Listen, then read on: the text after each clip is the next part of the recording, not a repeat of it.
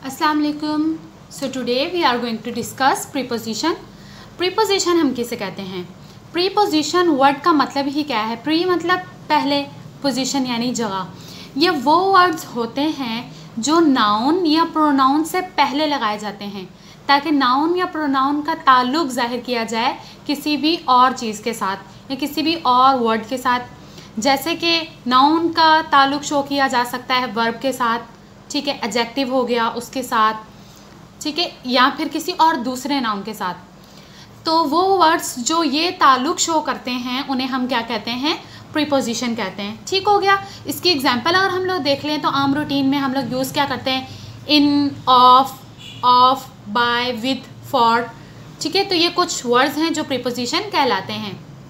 अच्छा जी, नेक्स्ट हम लोग जुमला देख लेते हैं हमारा कि क्या कह रहा है। There is a cat in the basket, ठीक है। तो इस सेंटेंस के अंदर प्रीपोजिशन कौन सा है? इन, जो कि क्या शो कर रहा है? Relation between what?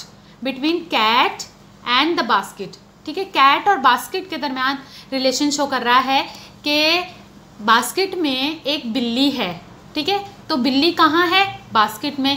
तो इन दो चीज़ों का ताल्लुक कौन शो कर रहा है? एक वर्ड जो कि कौन है? इन। ठीक हो गया। नेक्स्ट चलते हैं हम लोग। नेक्स्ट क्या है हमारे पास? जुमला, he is fond of chocolates, वो चॉकलेट्स का बहुत शौकीन है। तो इस जुमले में प्रीपोजिशन कौन सा हुआ? ऑफ। एग्जैक्टली। तो ऑफ रिलेशन शो कर रहा है किसका? चॉकलेट्स का। किसके साथ? उसके शौकीन होने के साथ, ठीक है। तो यहाँ चॉकलेट्स का रिलेशन शो हो रहा है एक एडजेक्टिव के साथ। तो वही बात जो मैंने आपको पहले बताई थी कि प्रीपोजिशन बिफोर नाउन या प्रोनाउन इस्तेमाल किए जाते हैं ताकि उनका किसी और वर्ड के साथ, किसी और चीज़ के साथ ताल्लुक जाहिर किया जा सके, ठीक है। नेक्स्ट जुमला है I am travelling by train, ठीक है, कि मैं बजरिया ट्रेन सफ़र कर रही हूँ। तो यहाँ भी रिलेशन शो हो रहा है किसका? ट्रेन का और मेरा, कि मैं सफ़र कर रही हूँ किसके ज़रिए? ट्रेन के ज़रिए। ओके, नेक्स्ट आ जाते हैं हम लोग। She is from Paris. तो इस जुमले में फ्रॉम क्या है? वो भी एक प्रीपोजिशन है जो क्या शो कर रहा है? Relation between she and Paris, कि वो है कहाँ से? पेरिस से है, ठीक है। Next, I have bought this gift for you. इस सेंटेंस में फॉर प्रीपोजिशन होगा, ठीक है। तो यहाँ पर यू एक प्रोनाउन है, ये गिफ्ट मैंने तुम्हारे लिए ख़रीदा है। तो एक प्रोनाउन से पहले प्रीपोजिशन लग गया। अब क्या ख़रीदा गया है? गिफ्ट। तो ताल्लुक किस किस का शो हो रहा है? गिफ्ट का और यू का, कि इस गिफ्ट का ताल्लुक किसके साथ है? यू के साथ। ओके, ये तो हो गई आम चीज़, सिंपल है, समझ आ गई। बट समटाइम्स ऐसा होता है कि प्रीपोजिशन जो है वो आफ्टर द ऑब्जेक्ट भी यूज़ हो रहे होते हैं। ये किन केसेस में होता है? ये उन केसेस में होता है जब हमारे पास रिलेटिव प्रोनाउंस होते हैं, ठीक है, या फिर इंटेरोगेटिव प्रोनाउंस होते हैं। तो उन जुमलों में क्या होता है कि प्रीपोजिशन लास्ट में यूज़ हो रहा होता है ऑब्जेक्ट के भी बाद में, ठीक है। जैसे कि मिसाल के तौर पर हमारे पास फर्स्ट सेंटेंस है, that is my cap which you are wearing on. ये मेरी टोपी है या कैप है जो तुम पहन रही हो या जो तुमने पहन रखी है, ठीक है। तो आप देख सकते हैं कि यहाँ पर ऑन का इस्तेमाल किया गया है बट लास्ट में, ठीक है। ऑब्जेक्ट हमारे पास पहले ही था, कहाँ है? ये रहा कैप। यहाँ कैप की बात हो रही थी जो कि तुमने पहन रखी है, ठीक है। तो इसका रिलेशन शो हो रहा है किसके साथ? उसके पहनने के साथ और उस टोपी का, मगर हमने जो प्रीपोजिशन इस्तेमाल किया है वो कहाँ किया है? लास्ट में। उसके अलावा दूसरा सेंटेंस देख लें हम।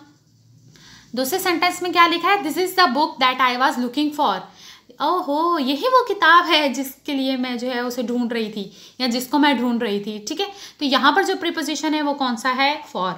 तो ये रिलेशन शो कर रहा है किसके दरमियान? बुक के दरमियान, ठीक है, और किसके दरमियान? ढूंढने के दरमियान, कि किताब ढूंढी जा रही थी या कोई ढूंढ रहा था उसे, ठीक है। ये हो गया। उसके बाद नेक्स्ट है हमारे पास, इसके अंदर भी जो हमारा प्रीपोजिशन है वो लास्ट में यूज़ हुआ है, जैसे कि where are you going to, कि तुम कहाँ जा रहे हो, ठीक है, ये हो गया। और उसके अलावा what are you looking at, कहाँ देख रहे हो तुम। तो यहाँ पर भी जो प्रीपोजिशन है वो कहाँ यूज़ हुआ है? लास्ट में यूज़ हुआ है। तो लाजमी नहीं है कि प्रीपोजिशन हमेशा जो है वो प्रोनाउन या नाउन से पहले आएगा, ठीक है। यानी कि वो ऑब्जेक्ट से पहले आएगा, ऐसा नहीं है, वो ऑब्जेक्ट के बाद भी आ सकता है इन सम केसेस, जैसे कि ये हो गए। ठीक है, उसके अलावा कुछ और भी हमारे पास प्रीपोजिशंस हैं, जैसे कि विद हो गया, बाय हो गया, ऑन हो गया, एट हो गया।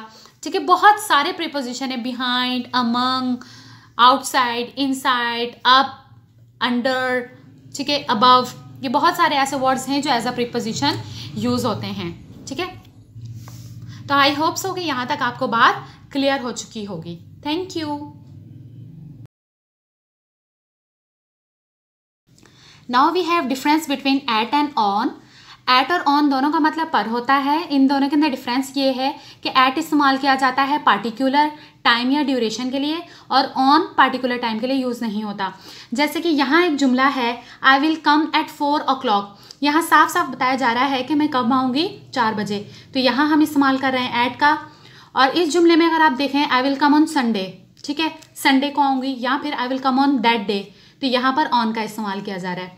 उसके अलावा एट और ऑन में ये भी फ़र्क है कि एट का इस्तेमाल उन जुमलों में किया जाता है जहाँ ऑब्जेक्ट सब्जेक्ट के साथ फिजिकल कांटेक्ट में नहीं होता, और ऑन का इस्तेमाल वहाँ किया जाता है जहाँ सब्जेक्ट ऑब्जेक्ट के साथ फिजिकल कांटेक्ट में होता है।